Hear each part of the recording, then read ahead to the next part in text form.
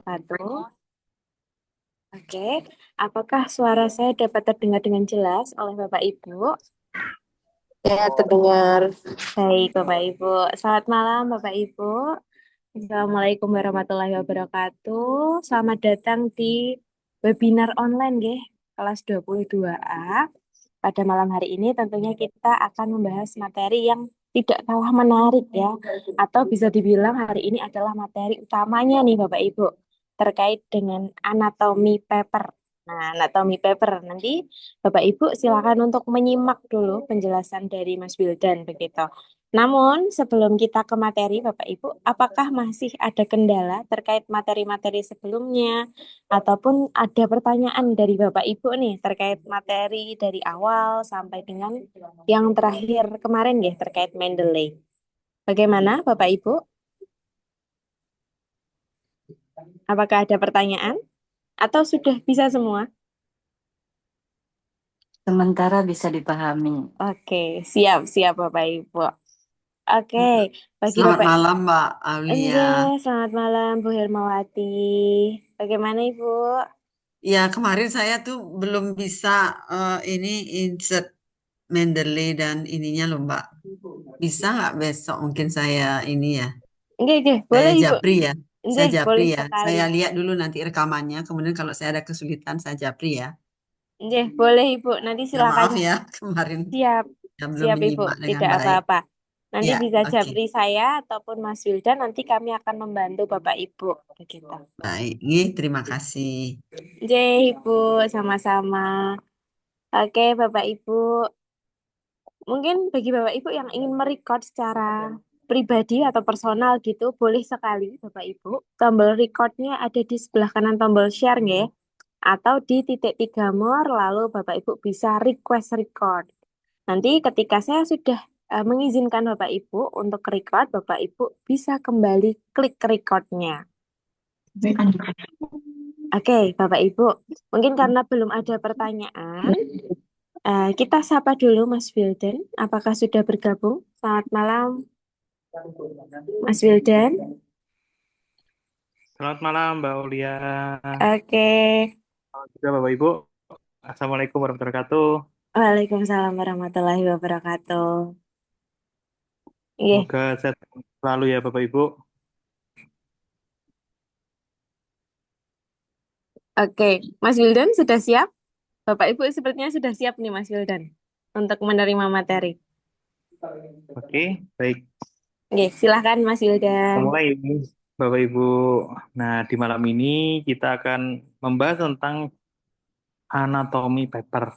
Nah, inilah role dari artikelnya Bapak Ibu, atau bisa dibilang nantinya menjadi ruhnya ya. Dengan Bapak Ibu menyusun artikel tanpa ada struktur yang jelas atau anatomi yang jelas, itu nantinya akan berantakan. Nah, di sini kita sudah menerapkan beberapa aturan dalam penyusunan artikel nantinya. Anatomi, maaf. Anatomi, dalam penyusunan anatominya.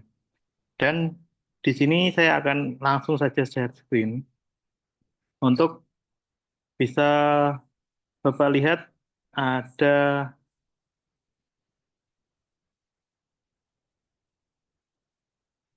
nah, di sini share screen saya sudah terlihat ya Bapak Ibu. Ya, sudah. Sudah. Baik, kita langsung mulai saja ya, Bapak Ibu. Dan untuk Bapak Ibu yang mau record, bisa silahkan langsung di record saja. Atau nanti menunggu update dari kami di YouTube. Gitu. Baik, nah di sini Bapak Ibu untuk menyusun anatomi, itu ada beberapa poin-poin yang harus Bapak Ibu perhatikan. Nah, ada 7 poin yang kami tekankan kepada Bapak Ibu saat menyusun anatomi paper ini, agar struktur dari anatomi paper Bapak Ibu itu akan tersusun dengan rapi dan sesuai dengan aturan yang ada. Secara general, ini nanti akan kita terapkan untuk setiap artikel dari Bapak Ibu. Nah, Bapak Ibu bisa lihat di sini ada poin 1 sampai nomor 7. Nah, setiap poin itu nantinya akan ada maksud dan tujuannya.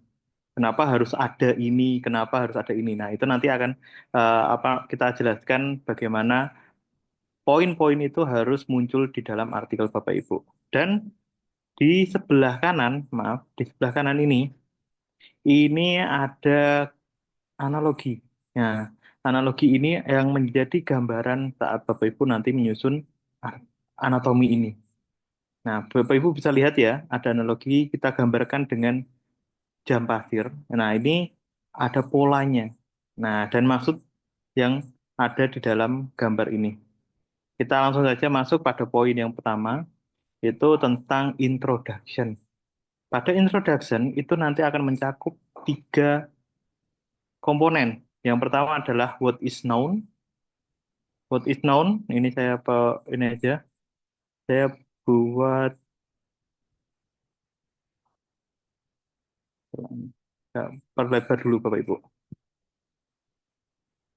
Oh, slideshow mana ya? Bentar. Saya coba slideshow dulu nih.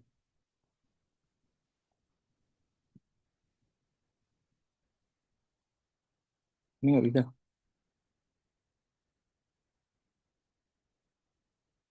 Oke, sebentar saya review dulu. Oh, ini nggak ada juga nih. Oke, seperti ini aja. Sudah jelas ya Bapak Ibu ya. Nah, nanti di komponen yang pertama tentang what is known itu kita akan tuliskan our understanding of the world. Jadi pernyataan umum yang disepakati oleh banyak orang. Ini yang menjadi latar belakangnya Bapak Ibu. Dan di sini nanti akan dituangkan juga adalah latar belakang dari penelitian Bapak Ibu. Jadi di poin nomor 1 ini kita akan tuliskan hal-hal umum yang semestinya terjadi atau yang seharusnya itu bagaimana. Itu di what is known. Kemudian semakin ke bawah atau di bagian selanjutnya Bapak Ibu nanti akan semakin menyempit. Nah, cakupan yang di sebelah kanan ini, gambarannya segitiga terbalik ini, nanti dari luas akan lebih mengerucut. Semakin ke bawah akan semakin mengerucut. Di poin kedua, ini sudah mulai menyempit. Kita akan membahas tentang what is unknown. What is unknown dituliskan dengan what is the gap we want to fill. Apa permasalahan atau problem yang ingin Bapak Ibu selesaikan di penelitian ini. Nah, konteksnya itu adalah gap dari penelitian Bapak Ibu. Bisa secara teoritis maupun secara fenomena yang terjadi. Itu nanti yang kita ambil di bagian what is unknown. Jadi di what is unknown ini juga kita biasa sebut dengan kalimat-kalimat negatif. Tapi tidak secara berbanding lurus dengan yang nomor 1. Jadi nanti ini akan mengacu pada bagian discussion. Ini nanti akan lebih lanjut kita bahas di bagian yang selanjutnya. Nah, di what is unknown ini, Bapak Ibu tuliskan gap-gapnya atau problem-problem yang ada dalam penelitiannya. Ini yang menjadi beberapa concern dari kami ya, karena dari setiap penulis itu merasa takut ataupun tidak memperdulikan tentang gapnya. Kadang rumusan masalah ataupun penulisan permasalahan itu diabaikan atau dihindari oleh penulis. Ini yang nantinya akan membuat reviewer itu mempertanyakan kenapa harus ada penelitian ini. Karena kan pada dasarnya penelitian itu nanti akan mengatasi sebuah permasalahan. Gitu. Jadi Bapak Ibu jangan takut atau sungkan menyantumkan problematika di dalam artikelnya. Begitu. Kemudian yang terakhir di bagian introduction itu adalah nomor 3. How and way Soul will fill the gap. So fill the gap. Jadi Bapak Ibu tuliskan ulasan dari penelitiannya, mulai dari rasionalitas ataupun tujuan penelitian, dan bisa juga Bapak Ibu sampaikan hipotesis di sini. Selain itu, Bapak Ibu juga bisa menambahkan pentingnya penelitian ini. Nah, pentingnya penelitian ini itu nanti Bapak Ibu bisa berperan aktif pada kontribusi. Itu menjadi salah satu kontribusi dalam penelitian. Tuh, jadi harus ada tujuan penelitian, pentingnya penelitian ini, dan Bapak Ibu cari novelty dari penelitian Bapak Ibu ataupun kebaruannya. Nah, kebaruan ini itu yang bisa menambah apa ya, daya tarik dari artikel Bapak Ibu. Selain pentingnya riset Bapak Ibu, novelty itu juga akan menambah daya tarik artikelnya. Begitu. Nah, di sini nomor 1, 2, dan 3 ini adalah bagian dari introduction. Poin introduction. Di sini kita gambarkan kan dari meluas, kemudian akan menyempit sampai ke poin nomor 3. Karena di poin nomor 3 ini, how and why itu nanti kita hanya mengulas penelitian Bapak Ibu. Di situ kita uraikan semua penelitiannya. Penelitian ini bagaimana, tujuannya ingin mendapatkan apa, ingin menganalisis apa. Kemudian novelty, bandingkan dengan penelitian yang terdahulu. Dalam penelitian ini kita mengembangkan satu pendekatan terbaru, ataupun Bapak Ibu memberikan satu variabel moderasi. Nah, itu nanti menjadi kebaruan yang Bapak Ibu tawarkan kepada jurnal. Karena jurnal akan melihat juga potensi dari artikel Bapak Ibu itu semenarik apa untuk mereka terbitkan. Nah, itu nanti di bagian ini yang Bapak Ibu bisa tampilkan. Gitu. Ini istilahnya kalau poin nomor 3 itu kita apa ya, merayu jurnal ataupun reviewer dengan memberikan fakta-fakta dalam penelitian ini, seberapa menarikkah penelitian Bapak Ibu. Nah, itu nanti kita masukkan di poin terakhir pada introduction. Gitu. Oke. Kemudian di sini Bapak Ibu nomor 1, 2, 3 sudah terisi semua. Kemudian ada bagian metode. Nah, di nomor 4 ini kita gambarkan sangat sempit sekali. Kenapa? Karena kita akan menuliskan what did you do? Apa yang Bapak Ibu lakukan? Dalam metode itu ada keunikan masing-masing. Jadi pasti akan ada yang berbeda dari penelitian lain, dari penelitian yang lainnya. Mungkin bisa dari populasinya, terus bisa dari secara data demografi, terus dari pendekatan yang digunakan. Itu pasti akan berbeda dari penelitian yang lain. Kalau penelitian yang sama, mungkin Bapak Ibu nanti kalau memecah artikelnya itu kan kadang metodenya sama. Nah, itu kata apa namanya?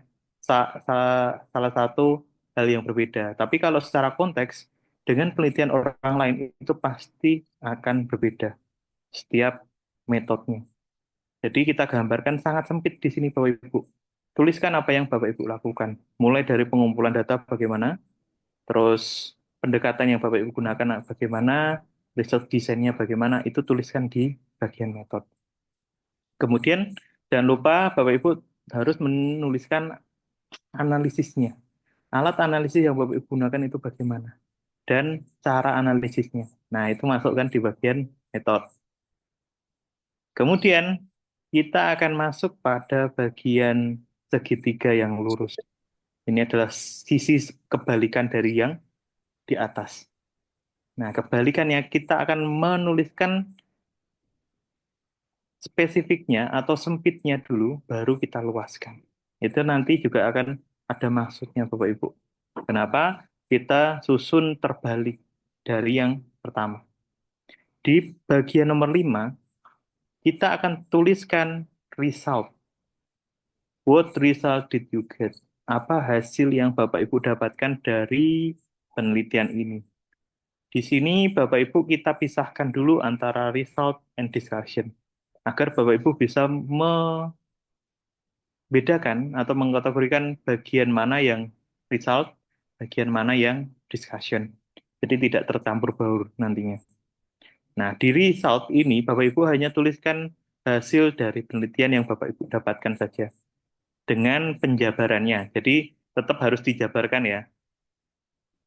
Di sini Bapak Ibu bisa menambahkan hasil analisis berbentuk tabel, bisa gambar, observasi, ataupun hasil wawancara. Jadi yang berkaitan dengan hasil, kita tuliskan di bagian poin nomor 5. Nah, di poin result ini kita juga harus memberikan penjabaran, karena diharapkan artikel Bapak Ibu itu tidak hanya dipahami oleh akademisi saja, atau yang sebidang dengan Bapak Ibu. Tapi nantinya antar bidang keilmuan ataupun seorang praktisi itu juga akan bisa memahami temuan dari Bapak Ibu. Jadi nantinya Bapak Ibu bis- perlu menjelaskan atau menjabarkan hasil tersebut, jelaskan sejelas-jelasnya, sedetail-detailnya di sini. Kemudian kita akan turun lagi ke bawah ke bagian nomor 6. Di bagian nomor 6 ini kita akan meluas nih Bapak Ibu, membuat artikel apa namanya bagian discussion ini lebih mudah untuk dipahami. Jadi semakin ke bawah, orang-orang akan melihat, oh seperti ini maksud dari hasil yang Bapak Ibu dapatkan. Gitu. Jadi di bagian discussion ini, how do the result fill the gap? Bapak Ibu akan menuliskan bagaimana hasil penelitian Bapak Ibu bisa mengatasi permasalahan yang ada, yang nantinya di bagian discussion ini akan kita hubungkan dengan what is unknown, maaf, what is unknown. Jadi masalah yang Bapak Ibu berikan di bagian introduction itu nanti akan kita selesaikan atau kita berikan solusinya itu di bagian discussion. Ini yang harus kita kaitkan ya. Jangan hanya Bapak Ibu menguraikan kembali hasil penelitian, tapi harus kita iringi dengan penjelasan tentang penyelesaian atau solusi dari permasalahan. Yang sering terjadi pada saat Bapak Ibu menuliskan discussion, itu kita hanya menguraikan kembali hasil yang kita dapatkan itu bagaimana. Diuraikan kembali, mungkin ditambahi dengan beberapa citasi, tapi tidak pernah menyinggung tentang what is unknown-nya atau gap-nya. Jadi tidak kita singgungkan kepada gap-nya lagi. Contohnya kalau kita ada permasalahan dalam pengembangan dunia pendidikan di Indonesia, dengan adanya geografis yang sangat beragam di Indonesia, itu kita terkendala dengan infrastruktur yang ada. Itu yang kendala atau gap yang Bapak Ibu temui. Kemudian Bapak Ibu itu meneliti tentang pembelajaran digital, penerapan pembelajaran digital. Dan itu bisa Bapak Ibu kaitkan dengan pemerataan pembelajaran di seluruh Indonesia, di pelosok Indonesia. Nah, itu nanti kita harus tambahkan di bagian discussion. Di bagian discussion kita tuliskan dengan memanfaatkan teknologi pembelajaran digital, kita bisa menjangkau sampai ke pelosok-pelosok. Tidak perlu kita mengembangkan, mungkin nantinya akan ada muncul pembelajaran secara daring yang masif dan eh, proporsional dan bagus, bisa meningkatkan mutu pendidikan di Indonesia, itu nanti Bapak Ibu masukkan di bagian discussion. Itu yang nanti akan menyelesaikan permasalahan tentang pemerataan pendidikan yang ada di Indonesia. Nah, itu nanti harus kita kaitkan. Jadi langsung dijawab apa yang menjadi gap dari penelitian Bapak Ibu. Begitu di bagian discussion ini. Tapi jangan jangan asal ya Bapak Ibu, kita harus mengkaitkan dengan hasil. Jadi tidak melebar kemana-mana pembahasan Bapak Ibu. Nantinya harus satu jalan, linear. Jadi terhubung satu dengan yang lainnya. Gitu. Kemudian semakin ke bawah ini akan sangat lebar. Seperti yang ada di poin nomor 1.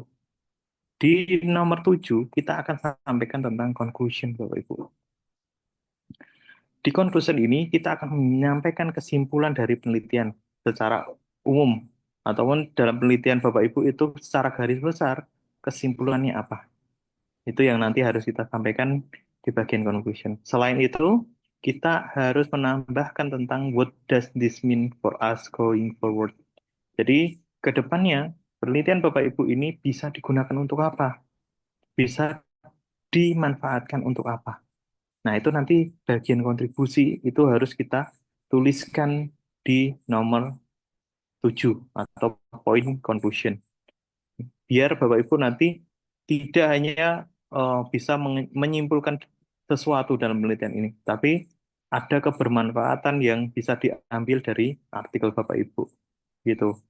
Dan yang perlu diingat juga itu adalah kesimpulan nantinya akan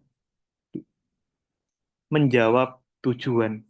Jadi harus nyambung dengan tujuan penelitian Bapak Ibu. Kalau tujuannya A, kita nggak boleh memberikan kesimpulan yang B. Jadi harus A juga. Ini yang nantinya Bapak Ibu membuat benang merah dari artikel Bapak Ibu itu terjalin dengan sempurna. Nah, dengan pola anatomi ini, kita harapkan Bapak Ibu juga akan bisa dengan mudah menerapkan dengan pada penyusunan artikel selanjutnya begitu. Dan yang terlewat di sini Bapak Ibu, saat Bapak Ibu menuliskan conclusion ini gunakan bahasa yang mungkin sesederhana mungkin dan bisa diterima oleh banyak orang. Itu hindari penulisan rumus-rumus matematik ataupun konsep-konsep yang terlalu rumit. Nanti Bapak Ibu berikan kalimat-kalimat yang sesederhana mungkin agar bisa dimengerti oleh banyak orang. Begitu. Dan rangkaian ini nanti Bapak Ibu susun dalam tabel dulu. Nanti kita akan share juga kepada Bapak Ibu. Ada bagan yang bisa memudahkan Bapak Ibu untuk mengidentifikasi setiap poin-poinnya. Jadi kalau sudah berbentuk artikel, kita kadang susah nih untuk membedakan atau mengidentifikasi mana yang what is known, what is unknown. Kadang itu tercampur. Nah, ini nggak boleh. Nanti Bapak Ibu harus menyesuaikan dengan anatomi yang benar. Gitu. Strukturnya itu juga kita harus susun sesuai dengan IMRAT. Ataupun nanti saat Bapak Ibu ingin submit ke jurnal tertentu, mereka juga punya aturan. Tapi pasti tidak akan jauh dari anatomi yang ini. Ini adalah anatomi secara umum digunakan dalam penulisan artikel di jurnal. Oke, kita akan lihat untuk ini. Oh, sebelumnya, apakah ada pertanyaan untuk penyusunan anatomi scientific paper ini, Bapak Ibu?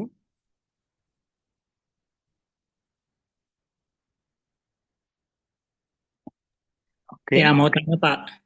baik Pak. Ya, tadi disebutkan kalau sedapat mungkin menghindari rumus matematika ya. Di bagian conclusion ya Pak. Oh, di conclusion. Betul. Ya. Jadi di conclusion tuh kita naratif memberikan deskripsi secara jelas dan detail dengan bahasa-bahasa yang bisa kita pahami, enak kita baca dulu. Jadi kalau Bapak Ibu nantinya saat menyusun artikel ini kuncinya. Saat Bapak Ibu baca, Bapak Ibu itu enak dan enjoy dulu. Nah, kalau Bapak Ibu dalam menyusun kerangka ini mungkin bahasa yang digunakan dalam penyusunan kalimatnya ataupun poin-poin ini itu dibaca, duh, kayaknya kurang enak nih dibaca. Itu ya nanti akan buruk juga ke depannya. Jadi harus Bapak Ibu caranya untuk bisa mengetahui apakah bagus enggak, coba dibaca. Kalau Bapak Ibu merasa wah ini aneh bahasanya, nah itu kita harus ganti, kita ubah. Tapi kalau sudah, oh inilah enak enak dibaca, sudah kalimatnya sudah sesuai dengan SPOK dan jelas, sudah mendeskripsikan hal yang bagus, nah itu kita sudah bisa melanjutkan ke proses selanjutnya. Begitu. Ada lagi yang ditanyakan Bapak Ibu? Saya Pak, Ya Pak, Ibu, maaf. itu result and discussion tuh maksudnya dipisahin result dulu discussion atau setiap kita ada result kita diskusi gitu. Hmm. Ada result diskusi, bisa nggak seperti itu? Bisa, bisa. Nah, di sini untuk penyusunan anatomi ini, saya menyarankan untuk Bapak Ibu memisahkan dulu bagian mana yang menjadi result, bagian mana yang menjadi discussion.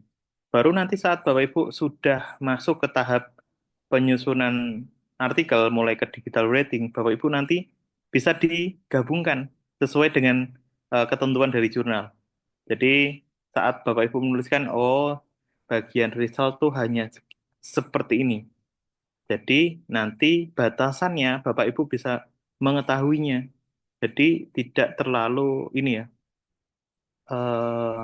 bahasanya tuh tidak tercampur baur antara discussion dan result. Tapi kalau sudah fix saat Bapak Ibu sudah menyusun anatomi ini mau dicampur baur itu tidak masalah, tergantung dari permintaan dari jurnal.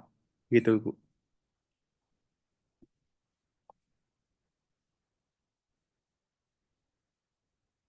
Oke, ada lagi yang ingin tanyakan, Bapak Ibu?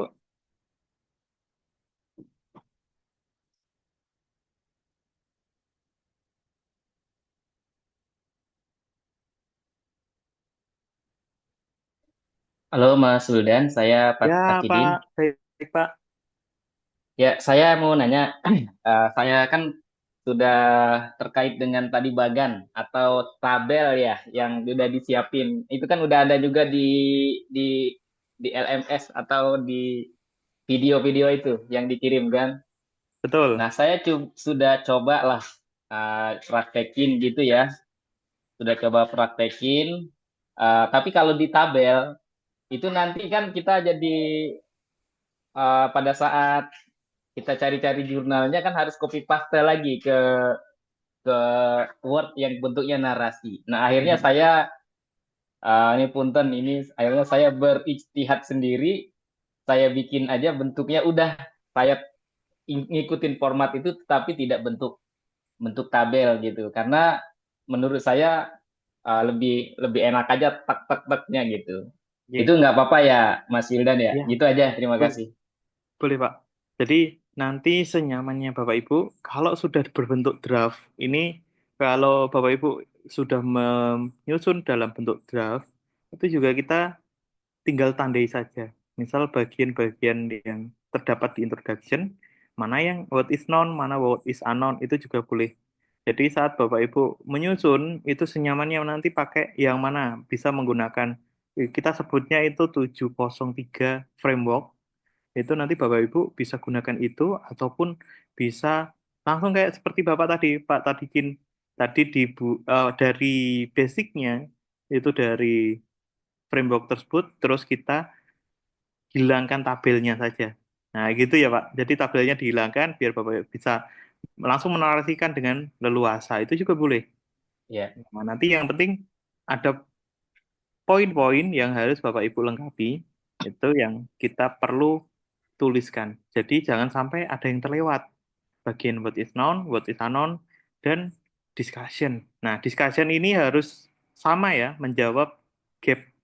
Jadi kalau ada gapnya 4 permasalahan yang Bapak Ibu tampilkan, ada juga 4 discussion dalam riset Bapak Ibu. Gitu. Gitu Pak. Boleh Pak, Pak Tadikin. Ya, Takidin, Pak Takyudin. Oh, Takidin. Iya, Takidin, maaf Pak. Pak iya, iya. Takidin. Nggak apa-apa Silan. Namanya unik. Ya Terima kasih, Pak. Mas. Baik, sama-sama Pak. Oke, ada lagi Bapak Ibu yang ingin tanyakan? Eh, Selamat malam, Mas Selamat Wildan. malam. Ya Ibu. Eh, Dalam anatomi ini tidak ada eh, semacam kajian pustaka ya, tapi memang sudah citasi-citasi pasti ini semua ya. Gitu. Apa kajian pustaka itu di bagian yang mana dari nomor 1 sampai Oke. 7 ini yang kita masukkan? Terima kasih. Baik. Baik Bu. Nah, memang di dalam anatomi ini kita tidak memisahkan antara literatur review dengan introduction. Jadi, kalau secara general itu nanti akan tergabung di bagian introduction ini, Bu. Yaitu nanti akan apa namanya? Masuk dalam sela-selanya. Jadi kita akan tambahkan referensinya atau dasar teori yang Bapak Ibu dalam penelitiannya itu kita masukkan referensinya di bagian introduction. Itu kita gabungkan di situ. Tapi kalau ada permintaan dari jurnal meminta untuk menambahkan literatur review, itu nanti kita akan split, kita pisah sendiri, posisinya itu di setelah introduction. Jadi nanti kita tinggal ambil beberapa poin-poin yang menjadi literatur review atau dasarnya, kita akan taruh di setelah introduction dan sebelum metodologi. Gitu, Bu. Ya, berarti 1, 2, 3 itu yang sebagai introduction lah ya. Jadi nanti Oke. itu di split menjadi ke apa literatur review gitu ya. Ya, nanti kita akan masukkan semua literatur review masuk ke bagian introduction. Ya, baik. Terima kasih. Sama-sama. Ada lagi Bapak Ibu yang ditanyakan? Mas Wildan, Baik, Ibu. ya itu di conclusion ya. What does this mean for us going forward? Artinya kita harus memberikan saran ya hasil dari apa penelitian kita. Kemudian mungkin Betul, di saran. konklusi ya, artinya harus ada saran. Terus kan di introduction ada di situ ada hipotesis dan mungkin ada tujuan juga. Nah itu ke hasil apa untuk menjawab tujuan dan atau untuk oh ini hipotesis itu benar tuh di conclusion juga dituliskan gitu atau bagaimana?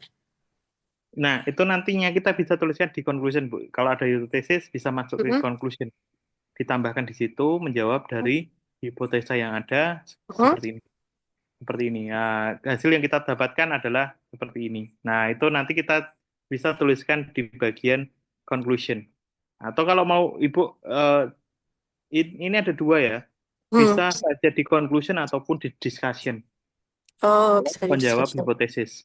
Itu ada dua. Biasa ada yang langsung memasukkan kepada discussion, karena di situ kan nanti kita bisa timpali dengan beberapa penelitian yang lain. Itu dijabarkan di situ hipotesa yang ini. Nah, nanti kita lebih enak untuk menguraikannya. Itu di bagian discussion, menjawab hipotesisnya. Conclusion kalau begitu kalau sudah ada di discussion untuk menjawab tujuan hipotesis, conclusion cuman saran aja atau gimana? Ya enggak, nanti di situ secara garis besar kesimpulannya bagaimana? Kalau Kita tuliskan seperti dirangkum kesimpulan gitu secara ya? garis besar ya. Apa yang kita temukan dalam penelitian ini, kemudian Bapak Ibu bisa menambahkan kalimat-kalimat penguat itu yang mendukung dari kesimpulan Bapak Ibu. Nah, kesimpulannya apa? Nanti kan ada beberapa kalimat yang menguatkan. Nah, itu kita bentuk sebagai paragraf. Di situ kita sajikan dalam bentuk paragraf, dinarasikan dengan kalimat-kalimat pendukung yang mendukung kesimpulan utama. Gitu. Kemudian baru implication-nya, yaitu tentang manfaat tadi atau rekomendasi, boleh Bu. Secara praktis bisa diterapkan, bla bla bla bla. Nah, itu nanti tergantung dari arah penelitian Bapak Ibu. Oh ya, going forward itu misalnya penelitian kita ada kekurangan seperti ini di situ di conclusion juga ya Betul. untuk itu Nah, itu field as going limitation forward. bisa. Limitation bisa dimasukkan Limitation, di bagian oke. conclusion. Ya, Izin terima Mas, kasih. Baik, Ibu. izin Mas. Ya, Ibu Itu bisa. saya mau nanya yang tadi itu yang kata apa ada kalimat-kalimat penguat gitu ya. Nah itu bisa bisa sitasi seperti itu ya. Nah, untuk conclusion jangan. Tidak boleh ada stasi di situ. Jadi Oh, conclusion nanti dikuatkan dengan statement Ibu.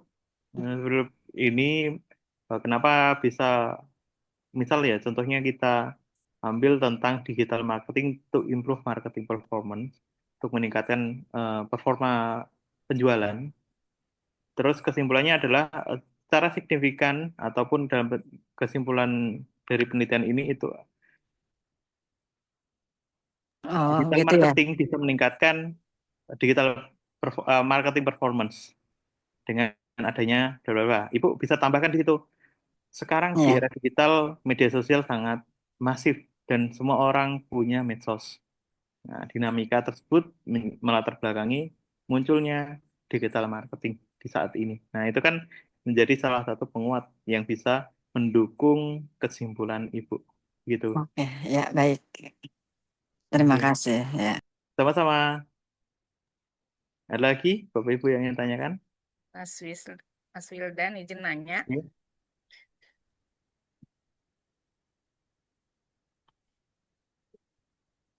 Ini Ya, Ibu. ya, saya itu pernah ikut pelatihan menulis Scopus. Nah, katanya ketika reviewer mereview paper kita, yang pertama kali dilihatnya itu adalah latar belakang katanya Mas.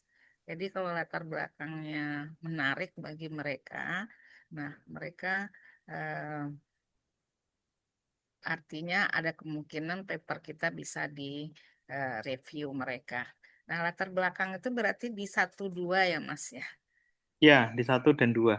di satu Latar dua. belakang. Nah, kalau yang di 1 itu what is known itu berarti kita udah perlu data pendukung ya Mas ya, atau cukup Ah, dengan fenomena dari penelitian-penelitian orang terdahulu aja Mas. Kalau yang nomor 1 itu Mas. ini nah, di bagian nomor 1 itu nanti Bapak Ibu berikan dulu secara fenomena yang terjadi dari penelitian Bapak Ibu, kemudian bisa diiringi dengan penelitian orang lain. Nanti dilengkapi seperti itu. Terjadi misal di sini ada penurunan, terjadi penurunan pemasaran UMKM. Nah, itu bagaimana kita bisa mengatasi? Oh, ternyata kita bisa menerapkan digital marketing kepada UMKM. Nah, itu nanti yang kita akan jadikan sebagai latar belakang. Gitu.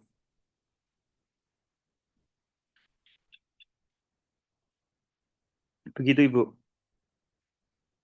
Terus satu lagi ini Mas, katanya juga di latar belakang itu agar paper kita itu lebih menarik, kita harus bisa menjelaskan eh, keunikan dari penelitian kita atau dari topik kita itu Mas. Nah itu gimana caranya tuh Mas kita ini kan? Oke, nah itu nanti kita akan tuangkan di bagian nomor 3 tentang novelty atau kebaruan. Bisa Bapak Ibu di poin nomor 3 itu bisa dituliskan keunikan ataupun keunggulan. Nah, ini kalau bisa diomongkan sombong itu dari keunggulan penelitian kita dari penelitian yang lainnya.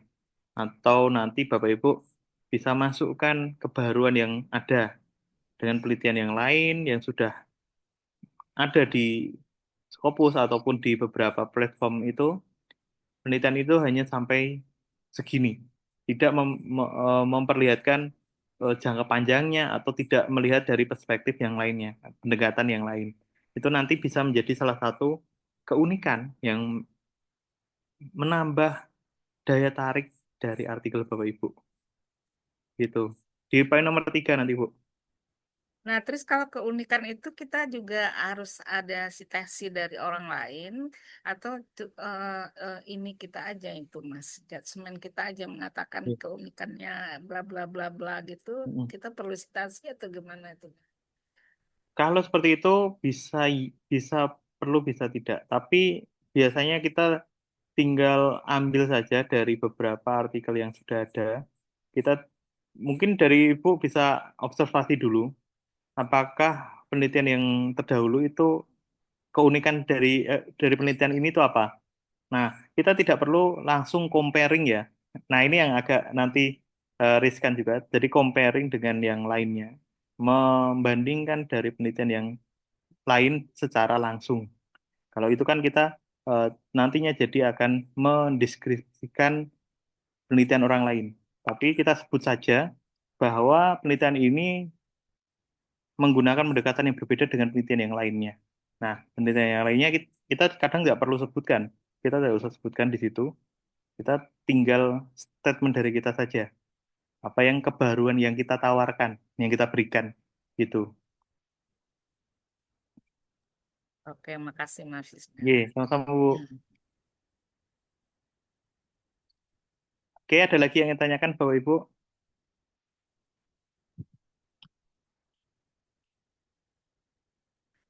Mbak Aulia, ini bisa tolong share screen yang anatomi, kerangka anatominya.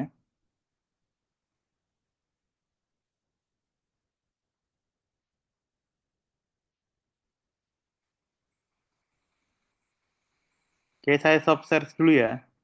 Ini biar anatominya Mbak Aulia yang share screen. Nah, sembari Bapak Ibu menunggu Mbak Aulia, untuk anatomi ini memang kita perlu berikan keleluasaan dalam Bapak Ibu menuliskan anatomi tersebut. Jadi, Bapak Ibu jangan terpengaruh oleh referensi orang lain dulu. Tapi kita bisa secara merdeka menulis seleluasa Bapak Ibu tanpa terpengaruh oleh tulisan orang lain. Itu nanti akan lebih memudahkan Bapak Ibu. Gitu. Nah, ini ada anatomi paper yang nantinya kita share kepada Bapak Ibu yang sudah, mungkin Bapak Ibu yang lain sudah ada yang mendownload di website rumahskopus.com itu ada bagian yang di video keberapa ya itu? Video keberapa Bapak Ibu bisa download ini dan bisa langsung dipraktekkan begitu. Nah, kita mulai dari yang pertama, itu kita tuliskan abstrak ya. Saat menyusun, Bapak Ibu, abstrak ini, kita akan skip dulu, kita susun body of paper-nya. Tapi kalau setelah kita menyusun body of paper, Bapak Ibu tinggal ambil bagian background ataupun latar belakang, terus purpose, method, principal result, major conclusion, dan contribution to the field. Jadi kita ambil dari body of paper-nya dulu saja. Nanti Bapak Ibu ambil sekitar 1 sampai 2. Kalau purpose kan tujuan utama hanya 1 kalimat. Kemudian ada metode. Nah, ini metode hanya banyak ya. Kalau yang metode ini 3 sampai 4 kalimat. Terus ada principal result, perlu 1 kalimat saja. Gambaran hasil utamanya. Hasil utamanya itu bagaimana? Nanti Bapak Ibu bisa tuliskan dalam 1 kalimat. Itu. Range-nya rata-rata abstrak dalam jurnal-jurnal artikel terindeks Scopus itu biasanya memerlukan 100 sampai 250. Ada yang 300, tapi itu jarang. Sekarang sudah dipersempit di antara 250-an kata. Gitu. Oke, ke bawah. Kita akan masukkan poin-poin kalimat utama dari artikel Bapak Ibu. Nah, di sini yang saya sampaikan tadi, Bapak Ibu menulislah secara merdeka tanpa terpengaruh oleh penelitian orang lain ataupun artikel orang lain. Jadi, kita akan nulis tentang penelitian Bapak Ibu, uraikan secara jelas dan ringkas buat 1 kalimat, 4 sampai 5 kalimat saja. Untuk perbagian ini, introduction 4 sampai 5 kalimat. Kalimat ini nantinya akan menjadi kalimat pokok yang Bapak Ibu kembangkan menjadi sebuah paragraf nantinya. Jadi Bapak Ibu tuliskan kalimat pokok ini, kalimat pokok 1, pokok 2, nah itu pembahasannya harus berbeda, tapi tetap nyambung ya Bapak Ibu. Terus selanjutnya ke bawah, sama seperti yang ada di bagian what is known, what is unknown ini juga sama. Kita sisipkan 4 sampai 5 kalimat pokok. SPOK saja. Jangan terlalu panjang ataupun terlalu mendayu-dayu Bapak Ibu. Kemudian di bagian nomor 3 itu nanti kita tuliskan tentang how and why. Nah, tadi saya sampaikan tentang urgency risetnya, yaitu penelitian ini penting karena apa? Penelitian ini menjadi kebutuhan seluruh UMKM yang ada di Indonesia, ataupun nanti Bapak Ibu bisa ambil kenapa penting penelitian ini. Penelitian ini penting dilaksanakan dengan sebab apa. Nanti Bapak Ibu tuliskan. Terus ada solusi atau kebaruan riset. Nah, kebaruan riset yang Bapak Ibu dapatkan tuh bagaimana? Di bagian nomor 3 kita tuliskan. Terus ada tujuan riset. Kita juga tuliskan di sini. Ini biasanya akan tersaji dalam bentuk 1 paragraf. Jadi kalau Bapak Ibu mau bikin 1 paragraf, nyambung terus naratif, itu juga lebih bagus. Nantinya jangan dipisahkan seperti ini, tapi langsung disambung dalam bentuk 1 paragraf, itu juga akan lebih enak. Begitu. Oke. Selanjutnya di metode, riset metode, ini ada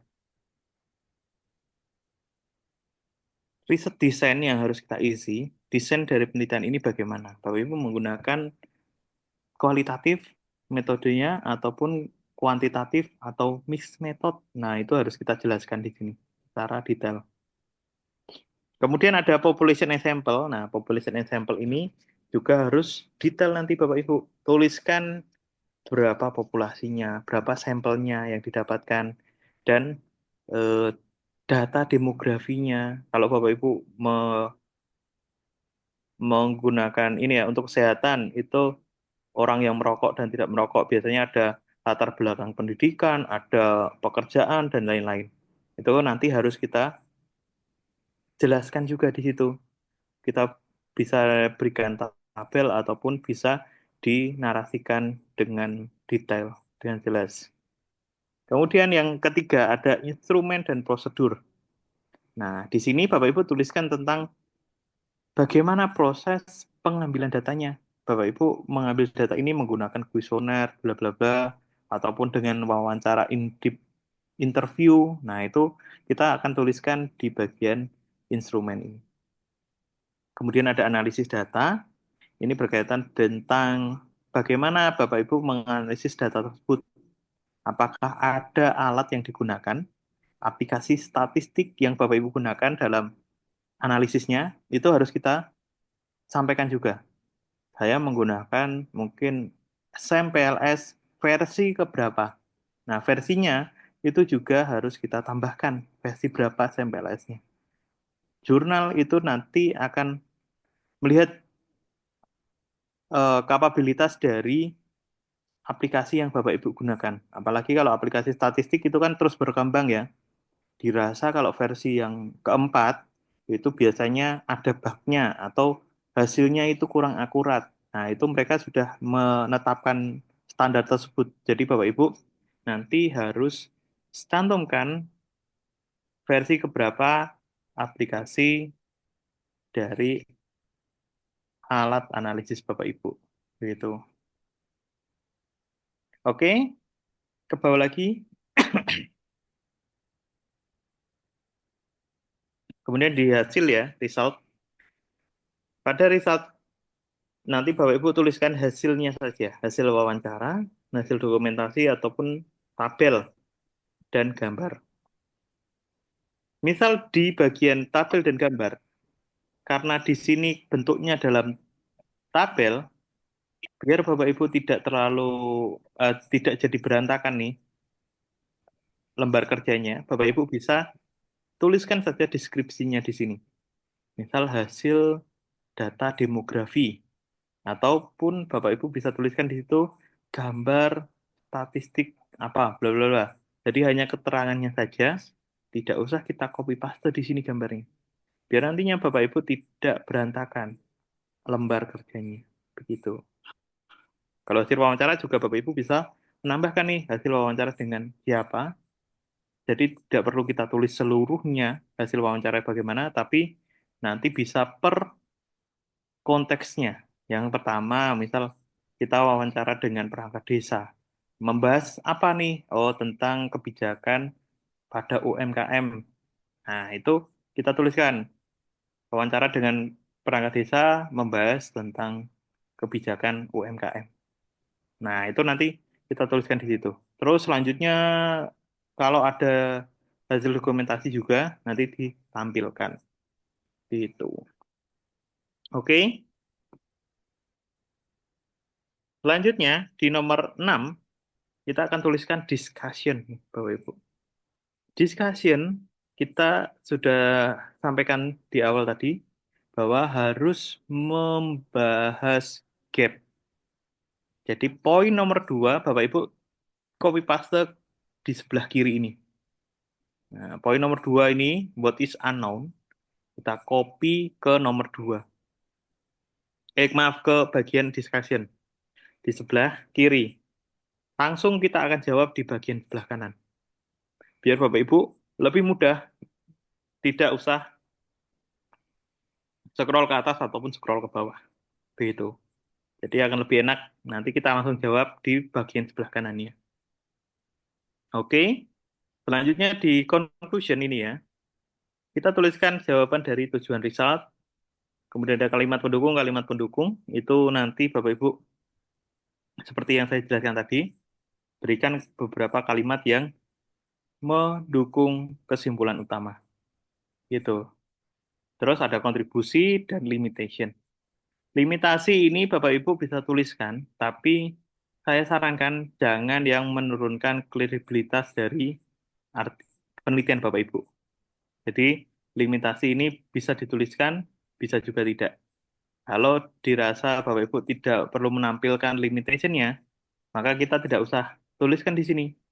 Tapi nanti diarahkan saja untuk kedepannya penelitian ini bisa bermanfaat untuk penelitian selanjutnya. Nah, bagaimana pengarahannya itu nanti sesuaikan dengan konteks dari penelitian Bapak Ibu. Gitu.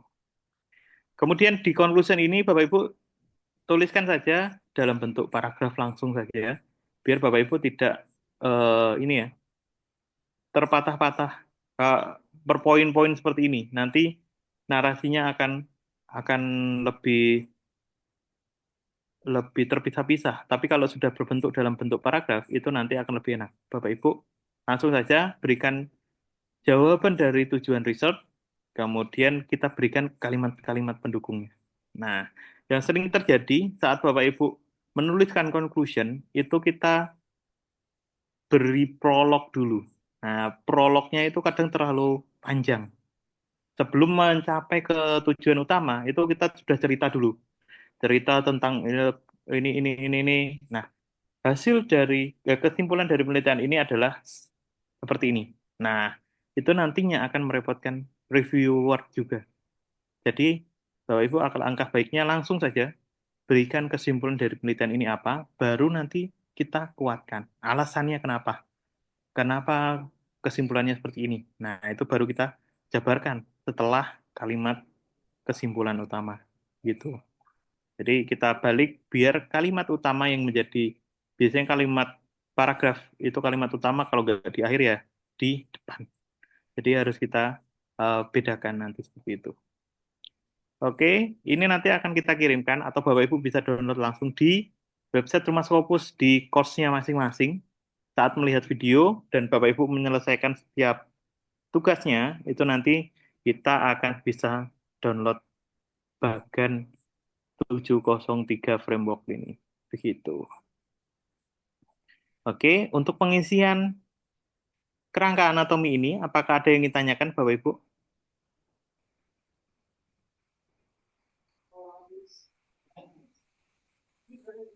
Baik, Mas Wildan, ya.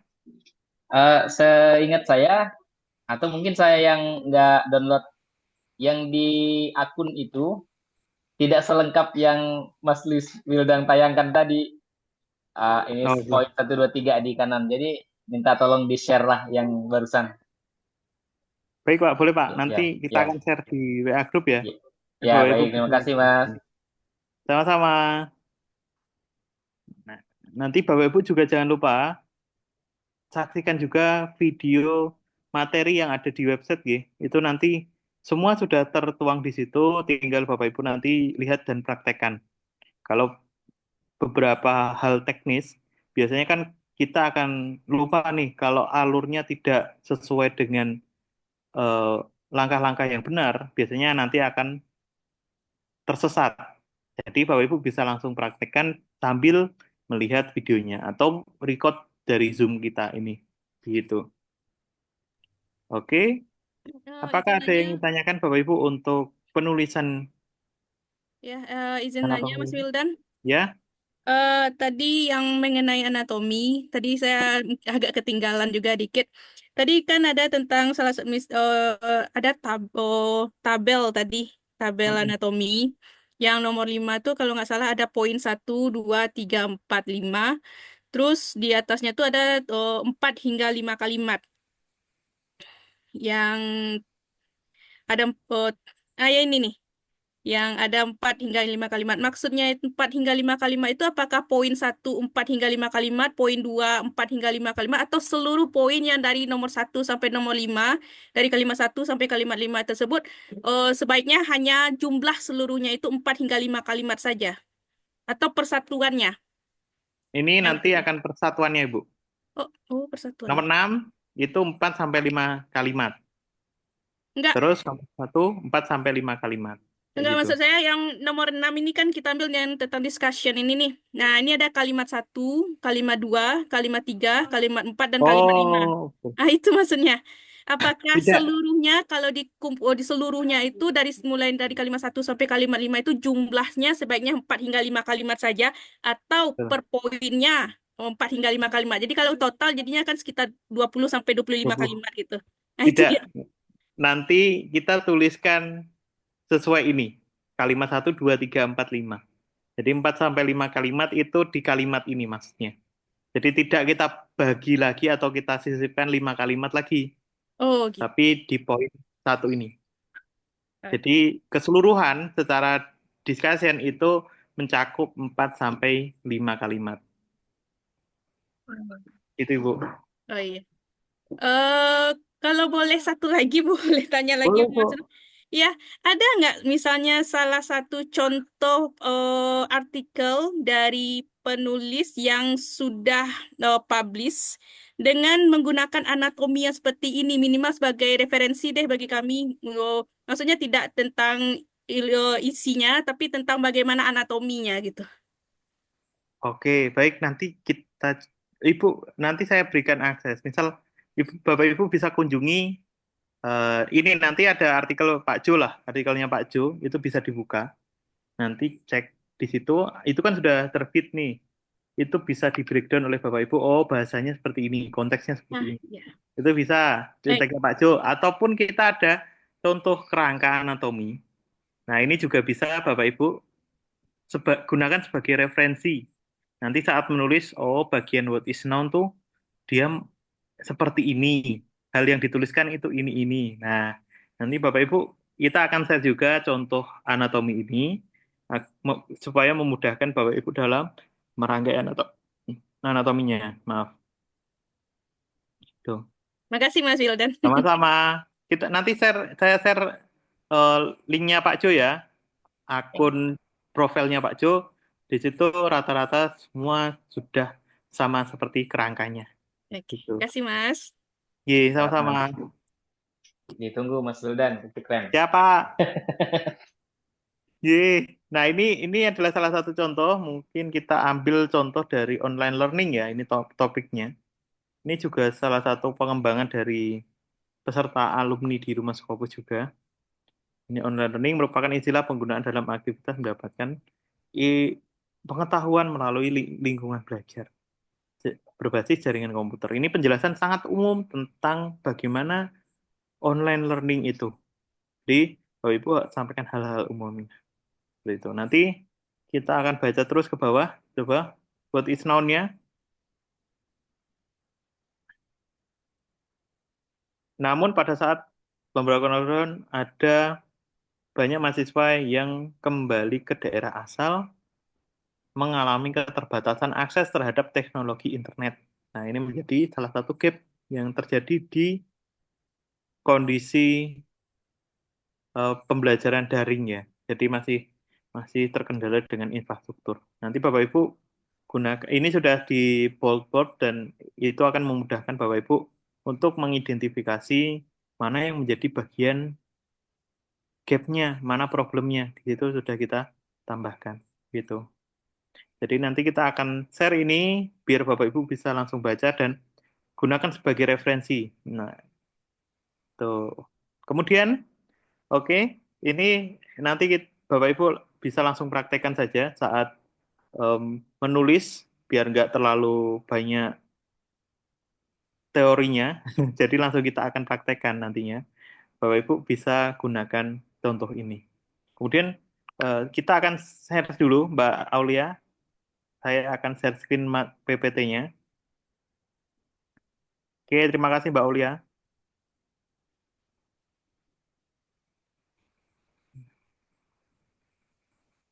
Saat Bapak Ibu menyusun anatomi, itu ada beberapa poin ya yang harus kita inputkan.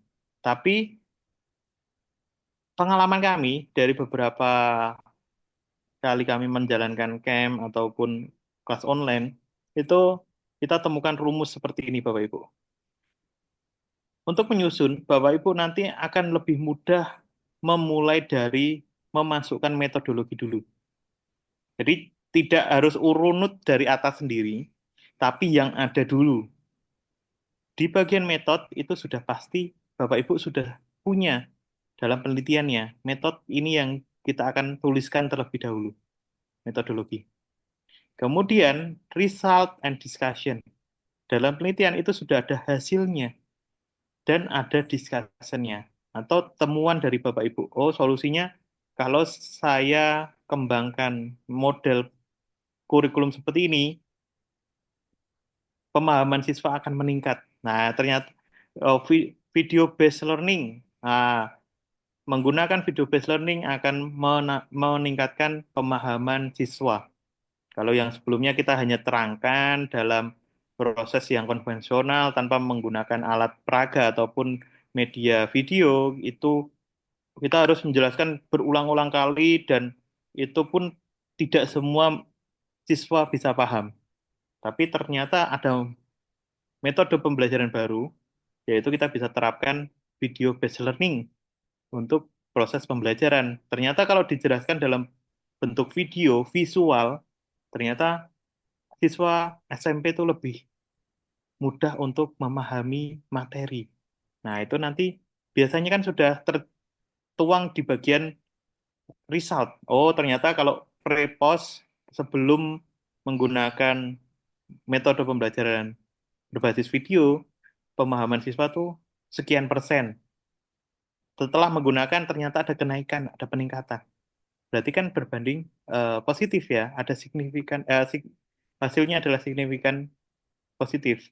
Dan Bapak Ibu bisa ambil itu sebagai discussion-nya, temuannya. Kemudian conclusion ini kita akan tuliskan juga. Kalau kesimpulannya pasti akan sudah tertulis ya dalam penelitian Bapak Ibu. Kalau sudah selesai penelitiannya, kesimpulannya pasti akan sudah ada. Kita tinggal tuliskan saja. Nah, 1, 2, 3 itu kita akan tuliskan terlebih dahulu, baru naik ke introduction. Jadi di bagian introduction ini kita tuliskan terakhir biasanya. Karena dari penulisan hasil penelitian ya, dari Bapak Ibu mungkin laporan penelitian dan hasil penelitian itu kan nanti introduksinya mungkin terlalu banyak ataupun akan berbeda. Jadi kita akan tuliskan di akhir karena di bagian introduction ini kita biasanya akan lebih banyak berkreasi ataupun mengarang nantinya. Menentukan dari resultnya. Karena introduction itu bisa menyesuaikan. Tapi yang tidak bisa menyesuaikan adalah hasil penelitian. Itu yang menjadi bakunya, pakemnya dalam Bapak Ibu menyusun nanti, itu terletak pada hasil penelitian. Baru kita tarik ke depan, ataupun Bapak Ibu mau ubah judul, mau ubah tujuan penelitian, itu juga bisa. Tapi yang tidak bisa berubah adalah hasil penelitian. Jadi itu yang kita gunakan sebagai pakemnya atau patokannya. Gitu. Jadi Bapak Ibu bisa gunakan pola seperti ini untuk bisa meringankan beban penulisan. Kalau Bapak Ibu memaksakan di bagian introduction dan belum selesai, kadang akan stuck dan Bapak Ibu akan capek sendiri. Apa yang perlu saya tulis, apa yang perlu saya tulis.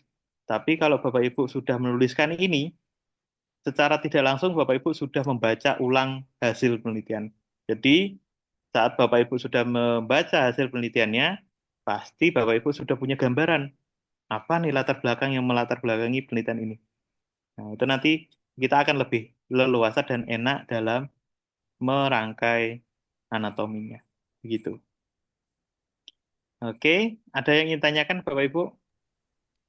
Izin Mas, Ya, itu berarti urutan yang pertama kita tulis itu pertama metode gitu ya, Oke. dalam menyusun itu. Terus yang kedua result, terus conclusion, baru introduction yang terakhir.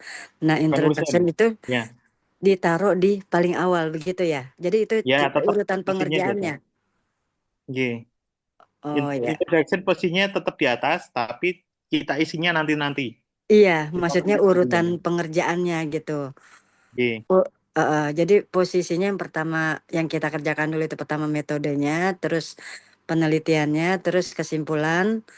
Setelah itu baru introduction itu terakhir tapi diletakkan di awal gitu ya. Ya, ya, Oke, seperti itu, Bu. ya, ya, oke, terima kasih.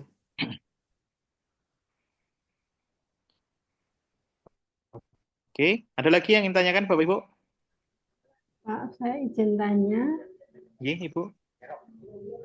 Selamat malam, saya Liwi, Pak. Mungkin pertemuan Bu. pertama, kedua nggak bisa hadir karena ada kepentingan yang bisa ditinggalkan, sehingga baru sempat Ya.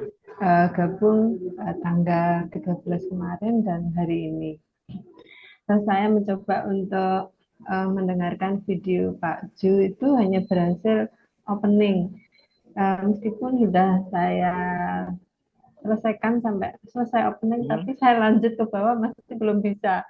Jadi saya belum bisa mendengarkan yang dimaksud dengan membuat judul, harus yang apa istilahnya, iya, mencolok mata. Terus kemudian berikutnya apa itu saya belum mendengarkan sendiri gitu ya, kesulitan mendownload. Nah, pada malam hari ini mungkin yang saya utarakan itu besok saya minta bantuan Mbak Aulia atau Mas Widan untuk supaya saya bisa membuka video-video berikutnya. Nah, bila malam hari ini saya bertanya, saya ingin tanya tentang yang penjenengan sampaikan, terutama pada PPT yang di hadapan saya ini. Berarti kita buat metode dulu ini setelah kita menetapkan tentunya tema penelitian kita, nggih. Yeah. Tema penelitian sudah ada, tujuan penelitian sudah, rumusan masalah sudah kita buat, tujuan atau objektif penelitian sudah ada. Baru kita buat 4 langkah ini gitu ya, Mas ya. Betul. Jadi memang kalau Bapak Ibu mungkin kalau masih dalam proses tahap penyusunan proposal ataupun baru memulai penelitian, nanti alurnya tetap harus memunculkan dulu rumusan masalah dan lain-lain. Jadi kalau pola seperti ini nanti terjadi pada yang sudah sudah ada hasil penelitiannya, sudah muncul hasil penelitiannya, terus Bapak Ibu bisa terapkan pola penyusunan seperti ini. Tapi kalau belum, memang kita harus menambahkan dulu bagian rumusan masalah, kemudian objektif penelitiannya apa, itu harus kita runutkan seperti itu. Jadi dari awal kita harus susun runut dari atas kalau yang itu. Gitu, Ibu. Sekali lagi, saya belum jelas. Ini maksudnya ini PPT ini dalam rangka membuat artikel atau menyusun penelitian secara keseluruhan ini? Langkah pertama yaitu metode, kemudian result dan discuss, berikutnya conclusion and introduction ini. Nah, ini dalam rangka menyusun artikel. Kalau dalam menyusun penelitian nanti harus tetap dari atas. Tidak boleh dilewatkan. Mungkin kalau Bapak Ibu biasanya ya sudah menemukan hasilnya, datanya gampang bisa diambil, itu juga bisa, tapi ranahnya ini dalam rangka penyusunan artikel. Oh, ya. Ya, makasih. Kalau dari topik, nanti penentuan topik, Bapak Ibu memang harus dari awal menentukan topiknya, objeknya, variabel-variabel yang digunakan, itu apa, harus kita susun dari awal. Itu, Ibu. Soalnya saya sendiri ya, kami sendiri punya kebiasaan, Mas, kalau membuat kalau melakukan penelitian, memang ya langkahnya ya tentu yang saya sebut tadi ya, menentukan gap ya atau permasalahan, kemudian buat objektif, ya, tujuan dan seterusnya. Nah, yang setelah kami melakukan penelitian, kita sudah jadilah istilahnya ya, sudah ada pembahasan sampai kesimpulan. Kami biasanya tinggal kopas, Mas. Jadi kami ambil introduksi, kami kopas dari atas kayak gitu. Abstrak kami ambil, kemudian introduksi, metode kami simpulkan ya. Untuk bab 2 yaitu tinjauan teori enggak kita pakai. Berikutnya pembahasan kita ambil semua. baru sampai berikutnya daftar pustaka. Dari situ baru kita menyortir lagi, termasuk mengikuti syarat dari jurnal ya, berapa kata mungkin. Nah, itu berarti salah atau gimana? Langkah yang saya lakukan itu. Jadi itu nanti akan berisiko kepada tingkat plagiasi yang tinggi karena hasil pelaporan ada yang sudah diberikan kepada kampus ataupun hasil penelitian tersebut sudah diupload oleh perpus kampus. Nah, itu kan biasanya nanti berhubungan dengan ini ya, tingkat plagiasi yang tinggi. Terus nanti Bapak Ibu akan lebih susah kalau mensortirnya daripada menyusun ulang ya. Dalam proses ini, nanti Bapak Ibu coba terapkan proses penyusunan dari menyusun kerangka, kemudian digital writing, nanti akan lebih, Bapak Ibu akan lebih cepat dan mudah. Kalau kita mensortir, kadang kita akan sayang membuang kalimat yang ada di penelitian atau Ya, tulisan betul Bapak sih, Ibu. Mas. Karena Iya. semua yang Bapak Ibu sudah tuliskan itu pasti semuanya penting. Iya. Dan Iya, iya. jurnal itu punya batasan jumlah kata yang harus Bapak Ibu patuhi. Jadi Bapak Ibu nanti akan terbelenggu di situ. Susah untuk membuang ataupun Bapak Ibu mau menambah pembahasan baru itu juga akan susah, bingung menempatkan di mana. Karena semua sudah terisi dengan penuh. Tapi kalau Bapak Ibu dalam prosesnya menulis kerangka dulu seperti ini, nanti akan leluasa, Bapak Ibu juga bisa terhindar dari tingkat plagiasi, terhindar dari Turnitin, terus Bapak Ibu bisa mengembangkan lebih mendalam dari hasil penelitiannya.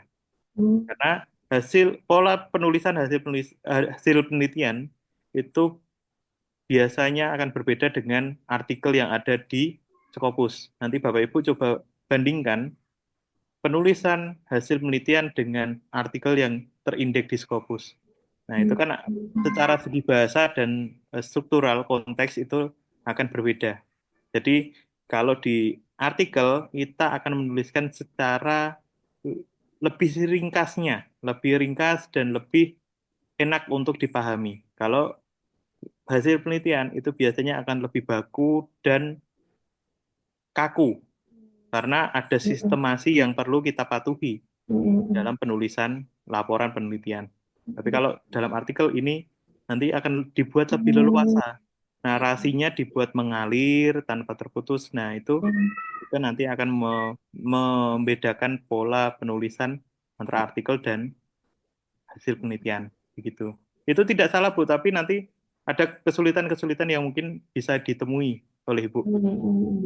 Nggih, Mas, ya. Kerasa sekarang. Ternyata ya memang beda. Betul. Berarti sekali lagi, Mas, ini berarti harus dengan kita kalau menyusun paper atau artikel ini enggak usah ngompas ya. Berarti ini murni ide kita sendiri yang kita tuangkan gitu ya, dengan fresh gitu ya. Ya, betul. Nanti kita akan tuangkan isi pikiran Bapak Ibu dalam penelitian ini. Oh, apa saya mau mengarahkan pembahasan tuh bagaimana? Nah, itu nanti kita tuaskan secara merdeka dulu, Bu. Oh, gitu. Lah, Mas, Baru orang lain kaitannya dengan teknologi terkini ya, ada bantuan dari AI ya, ChatGPT, Gemini dan seterusnya itu kan juga membantu memudahkan kita kan, karena saya tahu rata-rata dosen Indonesia itu pekerjaannya sadis ya Pak, ya Mas ya. Banyak nggak hanya penelitian saja ya. Nah, kadang juga kita belakangan ini memanfaatkan kayak gitu ya. Itu berarti juga memperparah kondisi yang saya sebutkan tadi ya. Karena kita tidak menuangkan secara langsung ide pokok kita ya. Jadi harus dihindari ya pakai metode terkini ini. Nah, saat Bapak Ibu menyusun artikel, Bapak Ibu punya pakemnya dulu, ataupun ini nih kerangka ini yang menjadi patokan utama. Nah, pengembangannya, Bapak Ibu mau menambahkan pembahasan di dalam kerangka tersebut, bisa. Nanti Bapak Ibu dengan metode baru ini, istilahnya yang Ibu sebutkan, Ibu Wiwi, dengan metode baru ini, kita bisa mengembangkan pembahasan dari kerangka yang sudah Bapak Ibu susun. Karena kan kita kadang apalagi yang perlu kita bahas ya dari kalimat ini. Oh, poin ini kita bisa menambahkan pembahasan ini. Ternyata sudah mentok nih, nggak ada kepikiran apa lagi dan referensi yang kita gunakan sudah habis juga. Ya, Nah, nanti bisa kita ya. minta tolong ataupun bisa cari referensi di menggunakan AI agar Bapak Ibu nanti tidak terlalu ya ketemu jalan keluar lah, tapi harus Bapak Ibu gunakan secara bijaksana. Nantinya jangan langsung ditelan mentah informasi yang berasal dari AI. Tapi Bapak Ibu bisa analisis dulu apakah seperti ini arahnya itu pembahasannya benar nggak secara dasar keilmuan ataupun secara teori yang Bapak Ibu gunakan. Gitu. Jadi perlu kita gunakan secara bijaksana. Perkembangan zaman sekarang itu semua sudah ini ya memudahkan Bapak Ibu. Jadi tinggal kita manfaatkan dan kita gunakan secara bijaksana. Dan ini yang perlu saya tekankan lagi, semua jurnal rata-rata sudah melarang penggunaan AI dalam proses pengembangan bahasa. Jadi hanya sebatas peningkatan keterbacaan dari artikelnya. Tapi Bapak Ibu nanti bisa gunakan sebagai alternatif saja untuk agar Bapak Ibu bisa mengembangkan kalimat tersebut. Ditulis ulang. Ini yang salah satu trik dari kami, Bapak Ibu kalau menggunakan AI, tulis ulang kalimatnya dengan bahasa Bapak Ibu, pasti Bapak Ibu akan terhindar dari AI detektor. Itu. Kuncinya adalah parafrase. Terima kasih Mas Wildan. Maaf, pertanyaannya banyak. Gak apa-apa, Bu. Tidak apa-apa. Terima kasih. Nggih. Oke, sama-sama. Oke, ada lagi Bapak Ibu yang ingin tanyakan?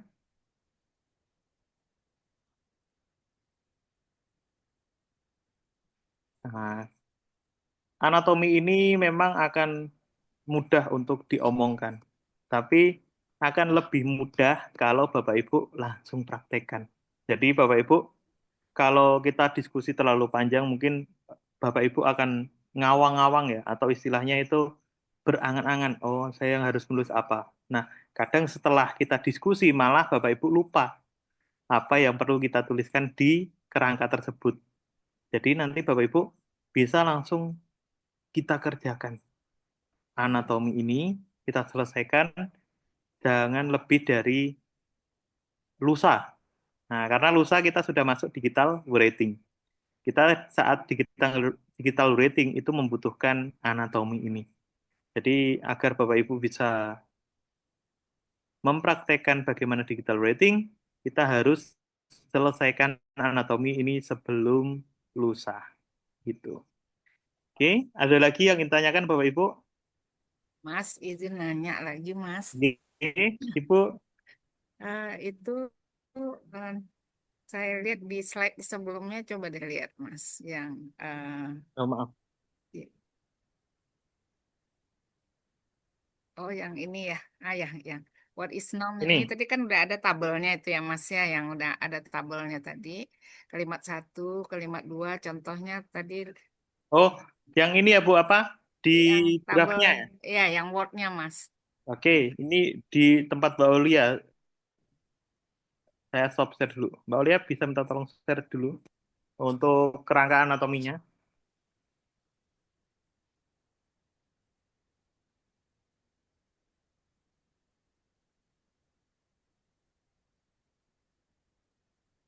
Nah, yang tabel yang udah lengkapnya itu, Mas, yang udah ada ininya, udah ada contohnya apa tadi, learning apa tadi? Oh, contohnya tadi ya? Ya. Nah,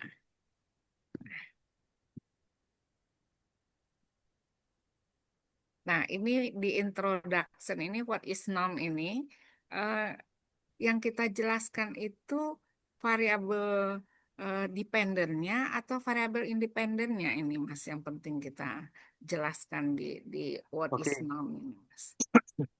nanti kalau Ibu mengacu pada variabelnya bisa dituliskan variabel X-nya itu apa, Bu? X-nya berarti dependent ya?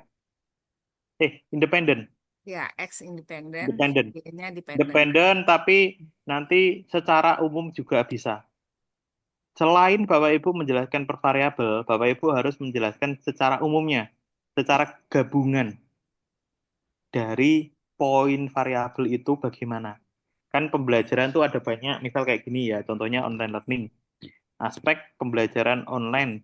Nah, itu kan kita harus ambil secara garis besarnya dulu. Pembelajaran online ini metode pembelajarannya bagaimana. Itu nanti kita tuliskan di awal. Tapi saat Bapak Ibu menuliskan introduction, itu kita juga tidak perlu terpaku dengan variabel mana yang perlu kita jelaskan. Tapi Bapak Ibu bisa leluasa objek-objeknya.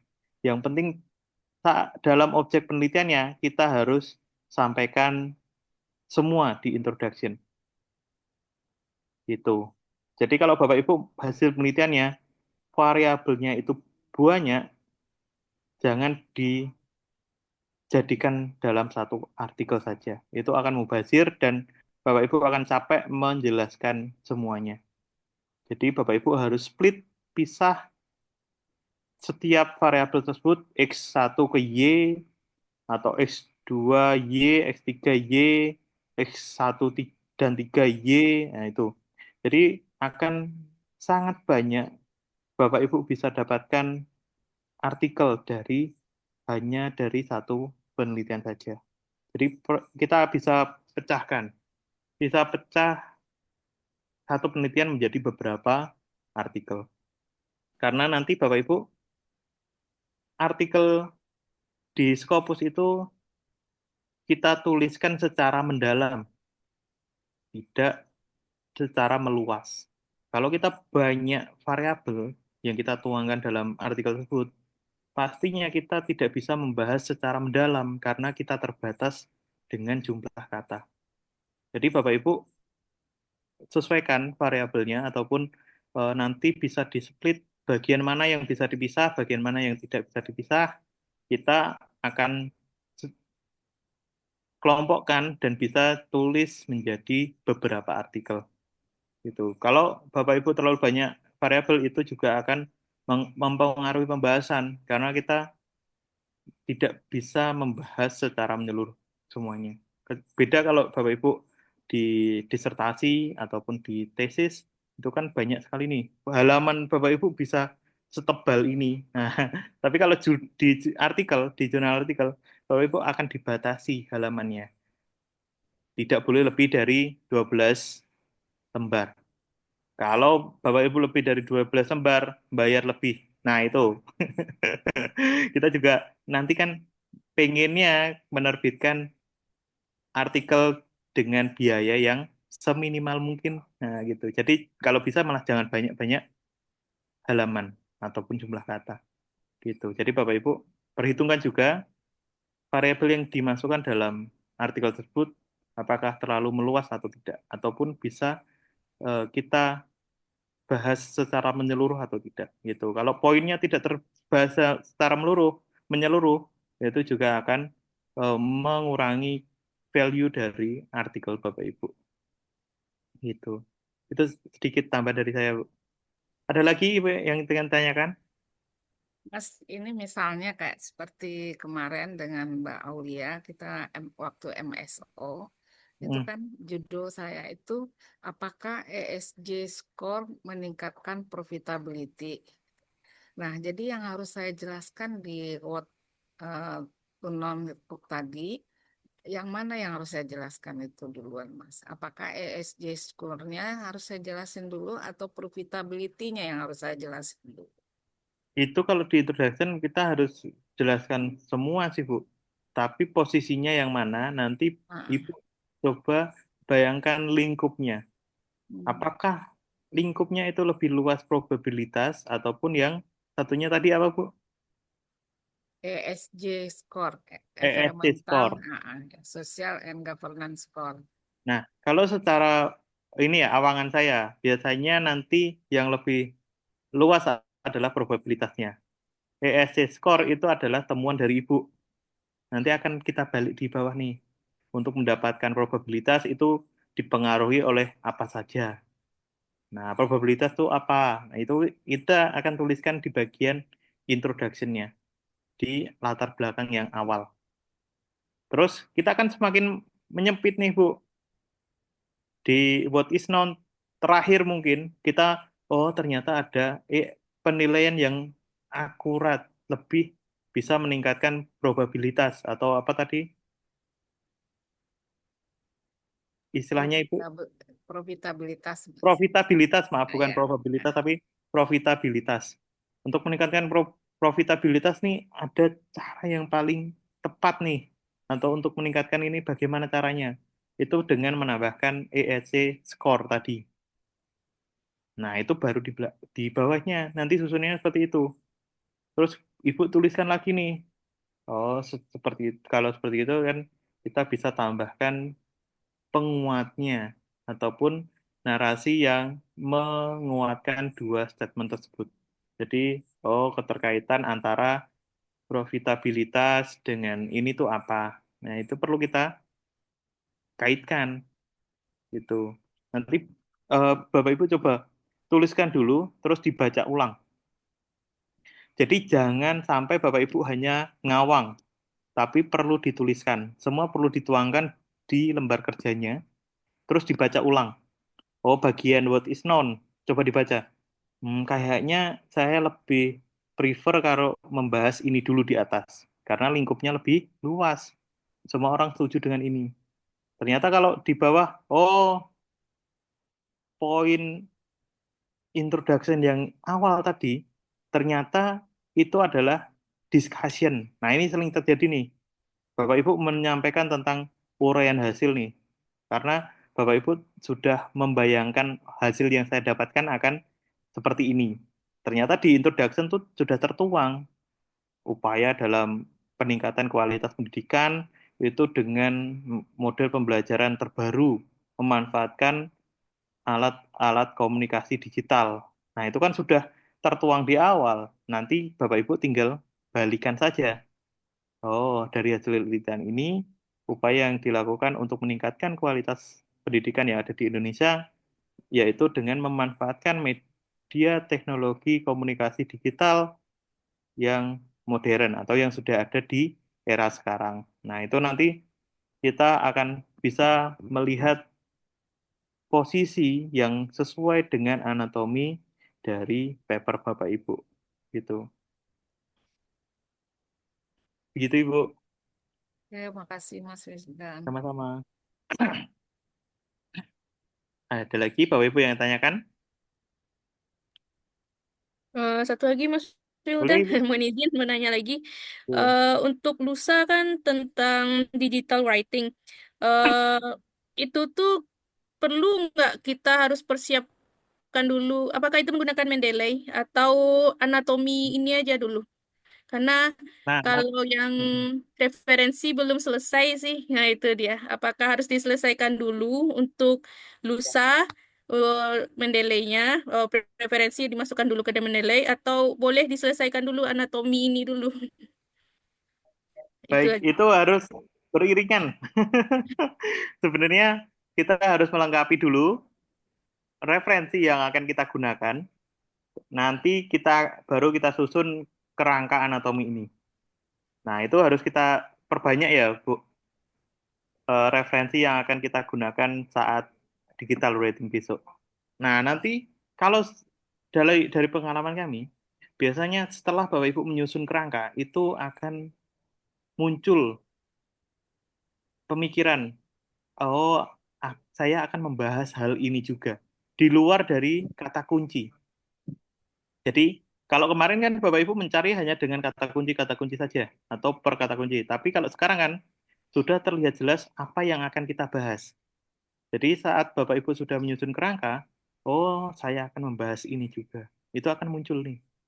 Narasi-narasi yang akan kita uraikan dalam paper kita apa. Itu nanti akan Bapak Ibu akan lebih berkembang lagi dalam pencarian referensi. Gitu. Jadi kalau Ibu, Bu Rima bisa susun dulu, susun kerangkanya nanti pasti akan berkembang. Oh, saya akan nulis juga tentang ini, membahas tentang ini. Nah, itu harus kita carikan juga referensinya. Gitu. Oh, jadi yang lusa untuk pertemuan lusa tersebut nanti emang sudah akan menggunakan Mendeley itu ya, Mas? Ya, Belum. sudah akan kita gunakan. Oh, udah ya, berarti emang harus referensi udah selesai juga ya. Oke, Betul. baik. Jadi harus kita Baiklah, Mas. selesaikan. Makasih. Sama-sama, Ibu. Baik, Bapak Ibu, ini sudah muncul Mbak Aulia. Biasanya sudah ngajak pulang. Oke, mungkin kita cukupkan karena memang kalau di anatomi ini akan lebih mudah kalau Bapak Ibu langsung praktekkan. Jadi semuanya dituangkan dalam lembar kerjanya, jangan cuma dibatin atau dibayangkan saja, tapi ditulis. Kalau Bapak Ibu merasa, oh saya tidak perlu membahas ini, ternyata ini di luar konteks dari hasil saya, itu akan lebih mudah untuk di take out saja, langsung di take out, kita ganti dengan kalimat baru, gitu. Jadi Bapak Ibu nanti ini harus kita tulis dalam lembar kerja biar Bapak Ibu bisa melihat bagian mana yang ternyata tidak sesuai ataupun kurang gitu. Jadi Bapak Ibu nanti kalau sudah tersusun semua di kerangka, dibaca ulang apakah sudah sesuai dan bahasanya sudah enak atau belum, itu nanti bisa Bapak Ibu sesuaikan. Begitu. Oke, terima kasih dari saya Bapak Ibu. Nah, kita lanjutkan ke Mbak Aulia. Baik, terima kasih Mas Wildan. Sangat jelas sekali nggih Bapak Ibu. Jadi hari ini tadi Mas Wildan sudah menyampaikan terkait kerangka anatomi. Nantinya Bapak Ibu diharapkan gitu ya, diharapkan bisa menyusun kerangkanya, lalu Bapak Ibu bisa kirimkan ke grup. Nah, nanti bisa kita bantu diskusikan begitu Bapak Ibu. Oke, Bapak Ibu, nanti jika ada pertanyaan, kita bisa lanjutkan di grup WA, ataupun Bapak Ibu bisa chat pribadi baik ke saya ataupun ke Mas Wildan. Untuk recordnya nanti juga sudah ada Bapak Ibu, sudah ada dengan link yang sama di YouTube itu ya, di YouTube nanti sudah ada playlistnya. Nah Bapak Ibu nanti silahkan diulang kembali tidak masalah recordnya, ataupun Bapak Ibu juga bisa mengakses ya fasilitas yang sudah diberikan yaitu video materi sebelum Zoom tentunya gitu. Sebelum Zoom Bapak Ibu sebaiknya menonton video materi supaya nantinya ketika Zoom berlangsung, Bapak Ibu sudah menyimpan pertanyaan. Gitu. Oke, Bapak Ibu, mungkin sebelum ditutup, kita abadikan momen dulu di malam hari ini, karena sebelumnya ada titipan dari Bu Wiwi nih. Kita lupa belum foto untuk minggu lalu. Begitu, monggo Bapak Ibu, kita on cam dulu. Kita on cam. Oke, masih saya tunggu Bapak Ibu.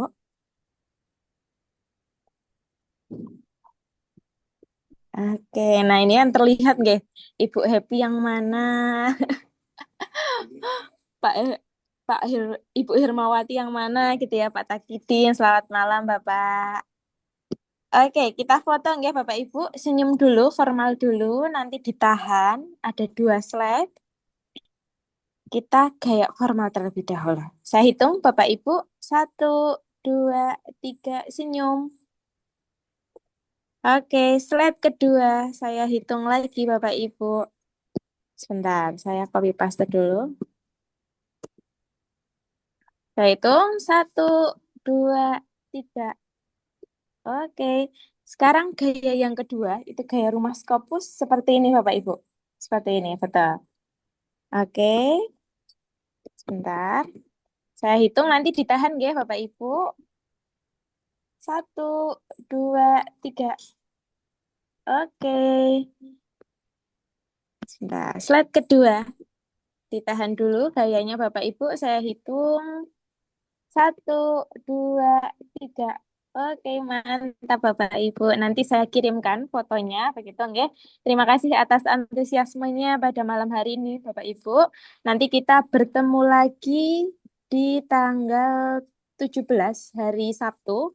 Materinya nanti yaitu bagaimana mengolah gitu ya kerangka paper menjadi paper utuh. Nah, nanti Bapak Ibu jangan lupa join. Waktunya sama Bapak Ibu yaitu 7:30 malam. Nanti kita akan mulai untuk Zoom-nya. Oke, terima kasih Bapak Ibu. Sehat selalu. Saya tutup ya. Saya ada sedikit pertanyaan, Mbak Oh, Aulia. boleh Bu Maaf. Hermawati, monggo. Nanti kerangka paper yang kita susun itu masih dalam bahasa Indonesia atau sudah dalam bahasa Inggris? Oke, untuk pertanyaan Ibu, saya mohon izin menjawab. Jadi ditulisnya dalam bahasa Indonesia saja, lalu tanpa referensi, nggih. Jadi murni tulisan Bapak Ibu, begitu. Ya. Oke, oke. Terima kasih Bu Hermawati. Baik Bapak Ibu, saya tutup nggih Zoom-nya pada malam hari ini. Terima kasih atas antusiasmenya. Sehat selalu Bapak Ibu. Wassalamualaikum warahmatullahi wabarakatuh. Selamat malam Bapak Ibu. Waalaikumsalam Assalamualaikum warahmatullahi warahmatullahi wabarakatuh. wabarakatuh. Terima kasih Bapak Ibu. Terima kasih Mbak Aulia, Mas Nggih. Wildan. Terima kasih Mas Sama-sama. Wisda, Mas Wildan, Mbak Aulia, Baik. Bapak Ibu Siap semua. Sama-sama. Terima Bapak Ibu. kasih. Sehat selalu Izin Bapak Ibu. pamit. Selalu Bapak Ibu. Saya Terima izin. kasih. Oke. Mohon izin saya menutup Zoom nggih Bapak Ibu. Ya, Selamat malam Mbak. Bapak Ibu. Selamat malam.